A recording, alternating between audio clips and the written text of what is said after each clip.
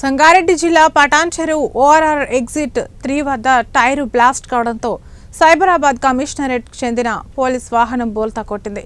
ఈ ప్రమాద నేపథ్యంలో వాహనంలో ఉన్న 4 పోలీస్ సిబ్బందికి తీవ్ర గాయాలయ్యాయి. సైబరాబాద్ కమిషనరేట్ నుంచి సంగారెడ్డి జైలుకు వెళ్తుండగా ఈ ఘటన జరిగింది.